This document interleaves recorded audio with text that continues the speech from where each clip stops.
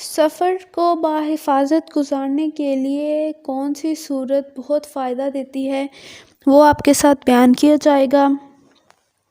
تمام صورتوں کے بارے میں بیان کیا گیا ہے، اس کے اوپر الگ الگ ویڈیوز بنائی گئی ہیں۔ اگر ایک ہی ویڈیو میں بیان کیا جاتا ہے تو ویڈیو بہت لمبی ہو جاتی، تو ساری صورتوں کے الگ الگ فائدے، ان کی فضیلت، ان کو پڑھنے کا طریقہ کار شیئر کیا گیا ہے۔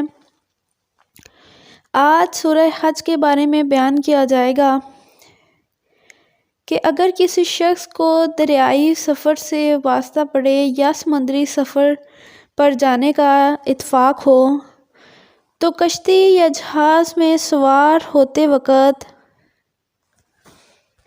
سورہ حج کو پڑھے اور پڑھ کر اس کشتی یا جہاز میں سوار ہو تو خیر و عافیت کے ساتھ منزل پر پہنچے گا اور امن میں رہے گا اور اللہ تعالیٰ کی حفاظت میں رہے گا۔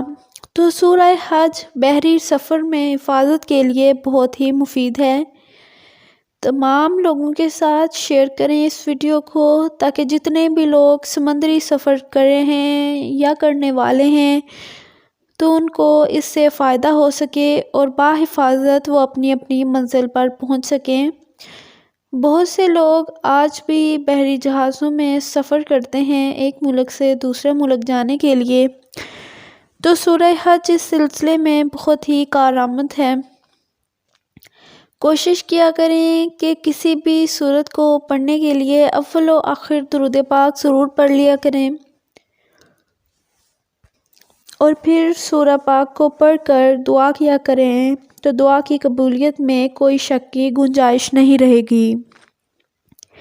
میری چھوٹی سی کاوش پسند آئی ہو تو ویڈیو کو لائک کر کے چینل سبسکرائب کر دیجیے گا۔ جزاک اللہ۔